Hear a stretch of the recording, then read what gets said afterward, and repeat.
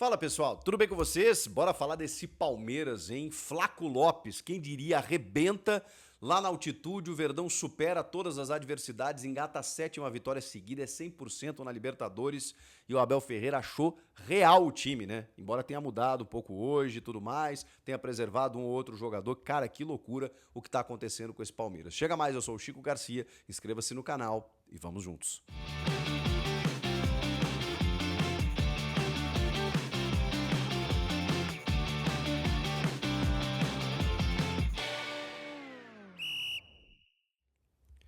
Não é fácil jogar lá, não é balela.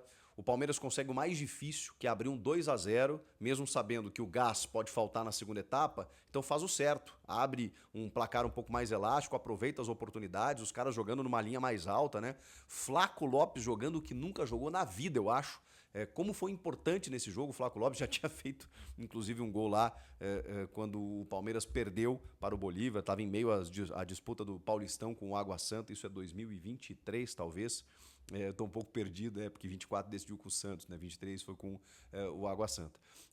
Mas é isso, né? O Palmeiras sempre teve dificuldades, todos os times, né? Nos últimos 5 anos, aí o Inter foi lá e venceu. No ano que foi semifinalista, né? 23 também, e agora o Palmeiras. E agora o Palmeiras conseguiu uma vitória, cara, que tem que ser muito valorizada, comemorada, especialmente pelo momento que está vivendo o Palmeiras. Mas vamos lá, a escalação do Abel ela já surpreende, né? Porque ele coloca dentro de uma ideia o Giai cada vez mantido e bem ali na lateral direita, com o Fux e o Gomes de zagueiros e o Piquerez na esquerda. O Vanderlan ele joga numa segunda linha pelo lado esquerdo com o Facundo, o Estevão e o Flaco Lopes. Ou seja, jogadores vitais, né? Com muita vitalidade para encarar esse desafio que é da altitude, que não é mole, e especialmente buscando fazer o resultado no primeiro tempo, que é quando a energia ela está mais em cima. Então, com essa estratégia, o Palmeiras buscou o resultado logo cedo e conseguiu chegar ao gol, né, de duas maneiras, né? Primeiro com o Flaco Lopes, aproveitando a falha da defesa, e depois com o Estevão, com o menino Estevão, de aniversário, inclusive, fazendo o segundo gol. Parecia que o Palmeiras iria encaminhar uma vitória tranquila, mas no segundo tempo, é claro, né? Isso acontece muito com essas equipes na altitude, eles dão um sprint final, porque sabem que ali os brasileiros, né, os estrangeiros, eles estão com uma dificuldade física naquele instante, eles apertam um pouco o play, conseguiram, o Everton já tinha feito defesas importantes, tá?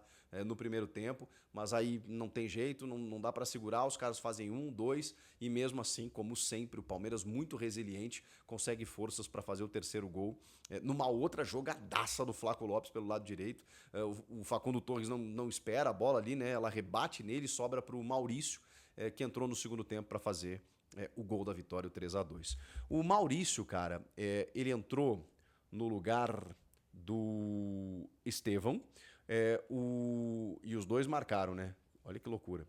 O Estevão que saiu marcou gol e o Maurício que entrou fez gol também. O Alan, que eu adoro esse menino, entrou no lugar do Emiliano Martinez. O Lucas Evangelista no lugar do Facundo Torres, ali mais no meio para dar uma concentrada. O Benedetti, zagueiro, aí no lugar do Vanderlan para dar uma recompor um pouquinho ali o sistema defensivo, e essas foram as trocas. Aí o Felipe Anderson também entrou no lugar do Bruno Fux, né? Então você troca um defensor ali, né, do jogador que eu falei, entra mais para defesa e o Felipe Anderson mais para frente. Mas foi um Palmeiras que, cara, aos pouquinhos vai encontrando a maneira de jogar contra determinados adversários, construindo suas vitórias, consolidando a sua equipe, recuperando jogadores.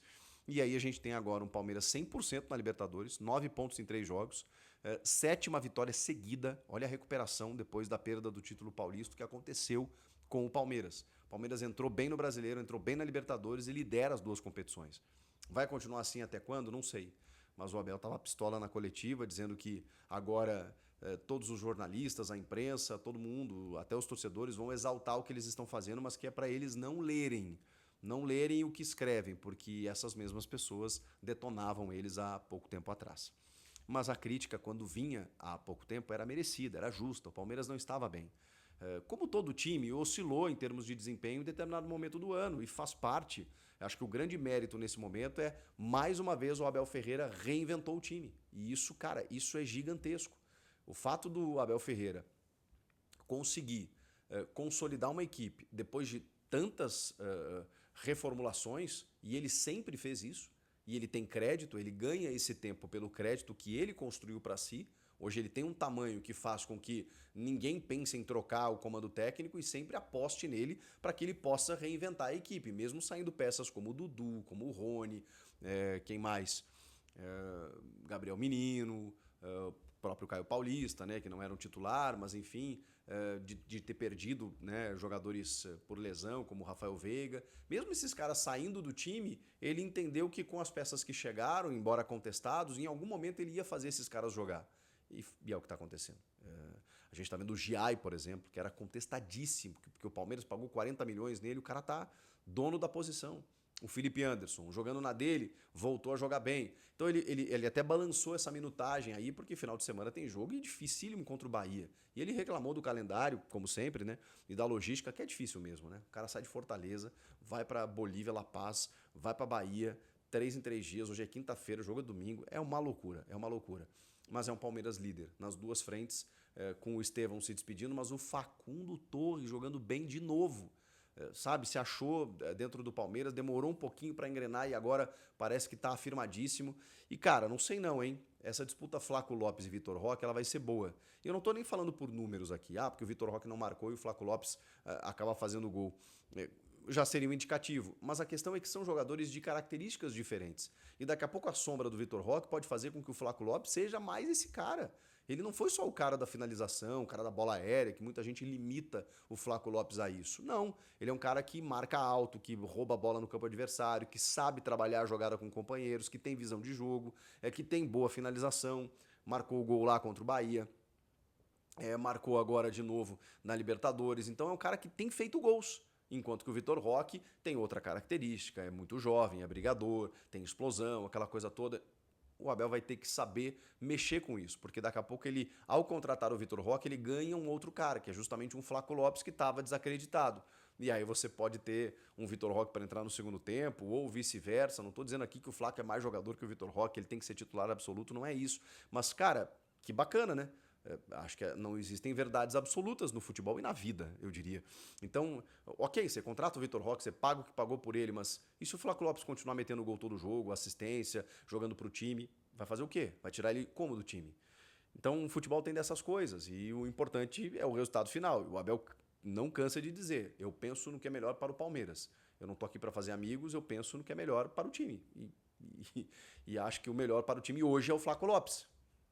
Claro, depende de cada jogo. Nesse jogo em La Paz, o Flaco Lopes realmente foi determinante. Gente, 7 vitórias seguidas é uma ascensão num momento crucial, né? Porque tem um Mundial ali na frente. Eu não tô nem falando especificamente no Mundial. Tô falando por conta da parada. E aí você deixa o time numa condição bacana para quando você voltar. Né? E aí depois no Mundial vamos ver o que acontece, né? Mas não tem como um brasileiro ganhar esse Mundial. Eu não sei, gente. Eu não sei. Acho que o Palmeiras está chegando forte, consolidado e fazendo aquilo que ele precisa fazer, que é ter um time.